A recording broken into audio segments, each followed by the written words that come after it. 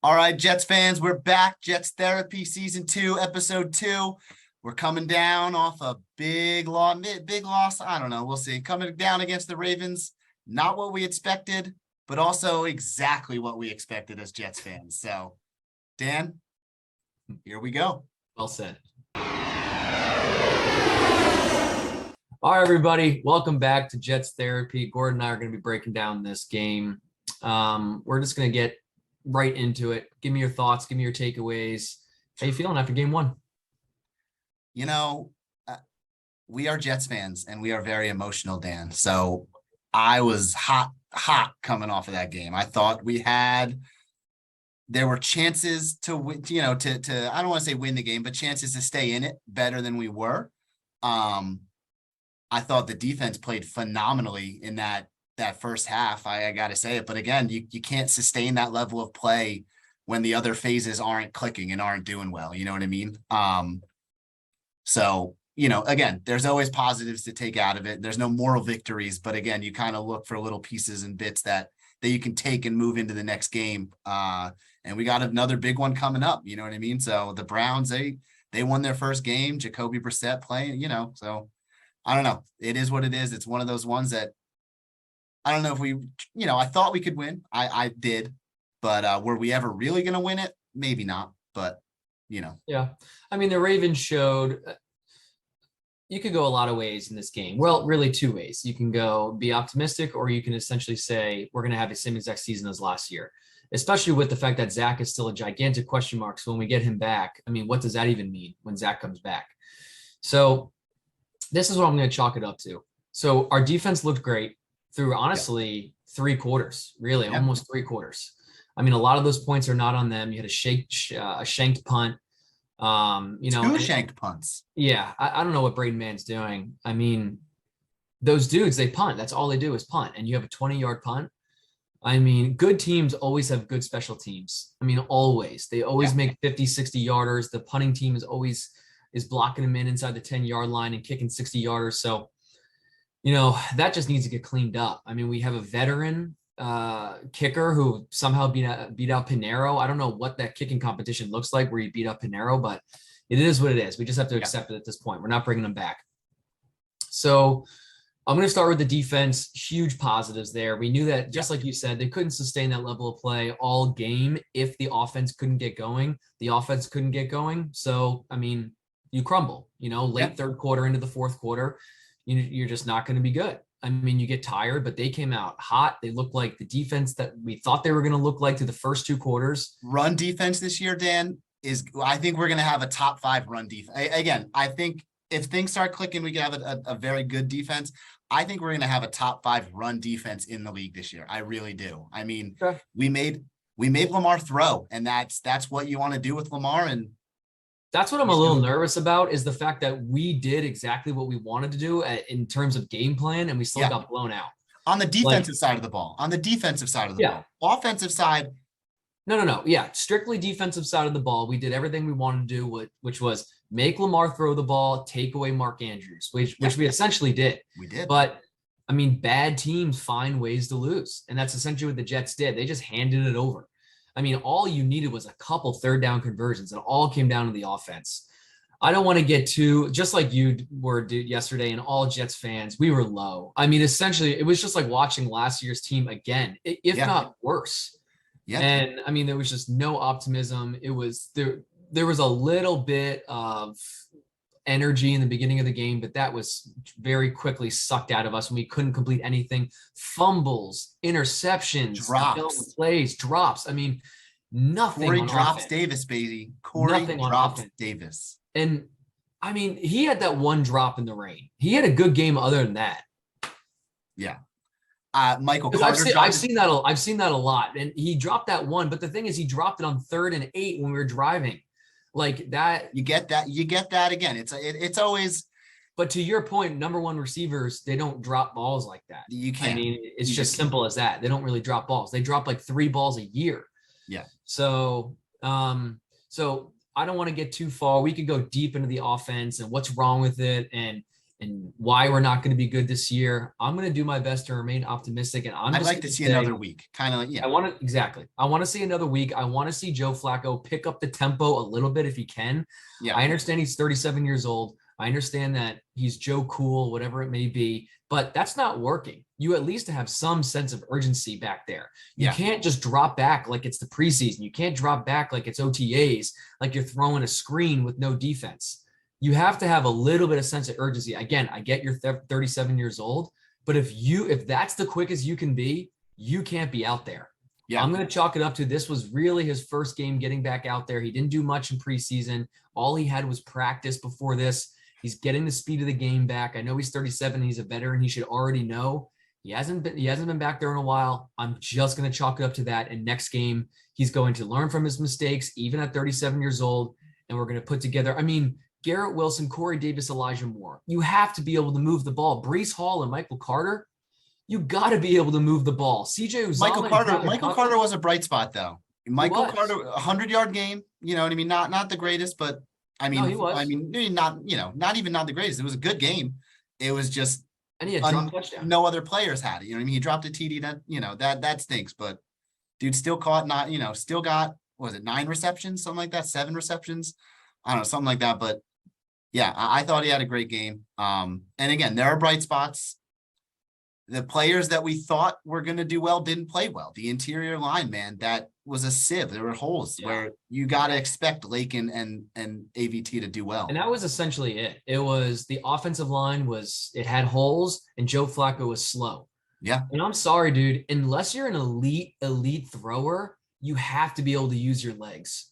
Yeah. And that's kind of the issue we ran into is like the offensive side of the ball in the NFL now is turning into like wildcat type of stuff. You see guys scrambling, they're picking up. Well, you just gotta be you gotta be able to move. You have to be able to move.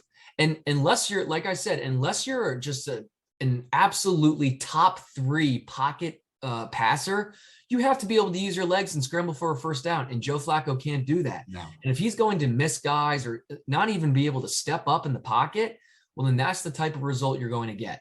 Yeah. So I'm really hoping that we just see a little bit more of sense of urgency out of him next game. I'm going to do my best to try to put this behind us and say we got young guys. They came out. They might have been a little bit hesitant on offense for one reason or the next. I don't want to even talk about, but I'm going to try to remain optimistic and get excited for this next game. Yeah. I think we got out of these opening few games, you got to think the Browns are the most winnable, right? Like that's the most winnable out of them. So Browns, Bengals, Steelers, you think you got to win the Browns game. You got to win that Browns game. And maybe, TJ Watt's definitely out for our, he definitely out for our game. So maybe we can sneak out of these first 4 games as 2-2 because the Bengals are going to be tough, especially if we played the way we played against the Ravens. Again, but the Browns aren't slouches either. They got, Myles Garrett on that edge. And again, if our offensive line plays like that, we're going to be a little hurt, but we'll talk about that as we get closer. But yeah, man, I just think,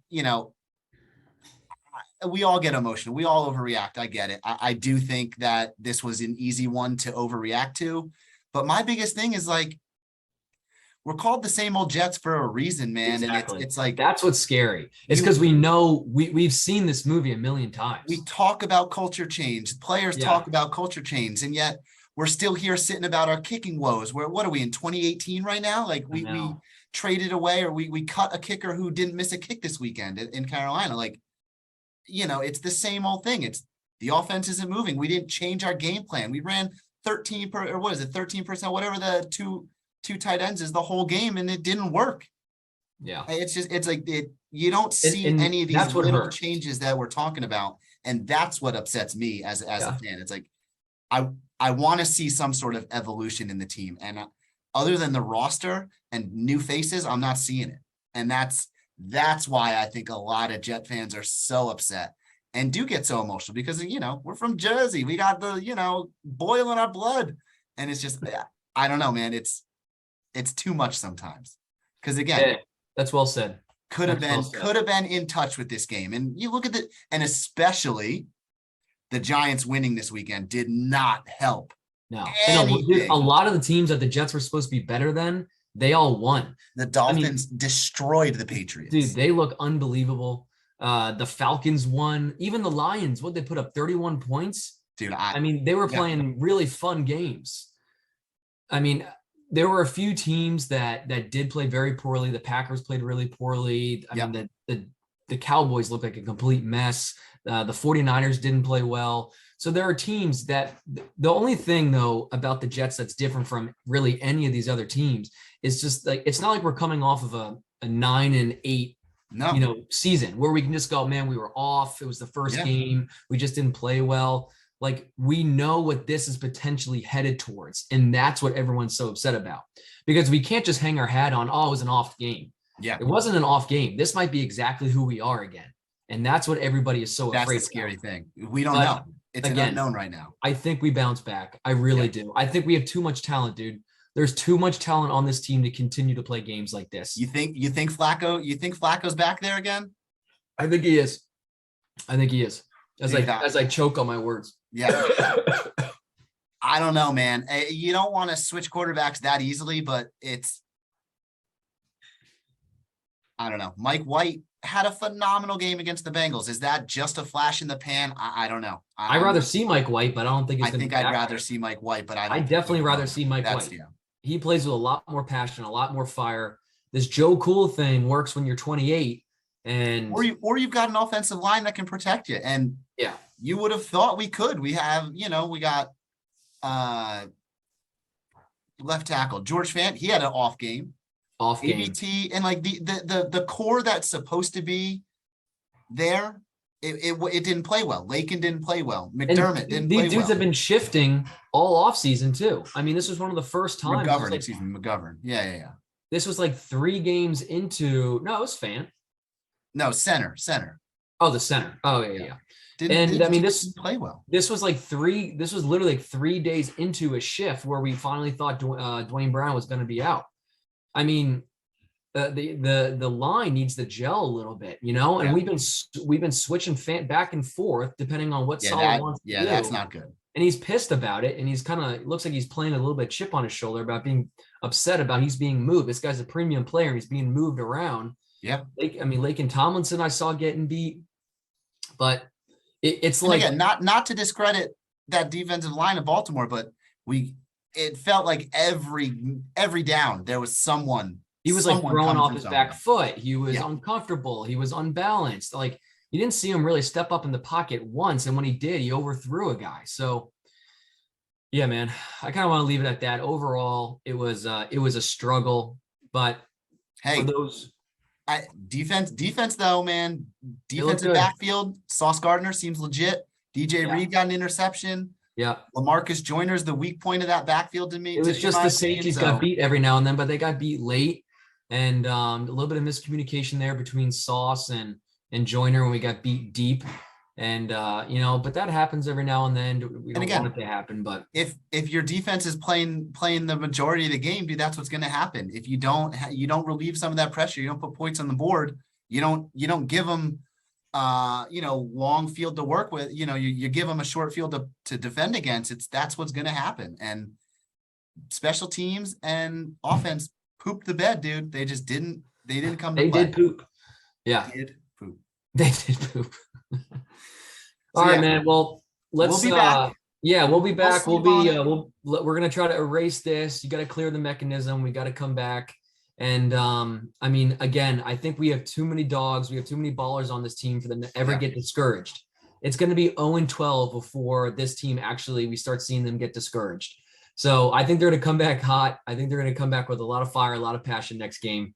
We'll see. I hope so. I sure hope we'll so. See.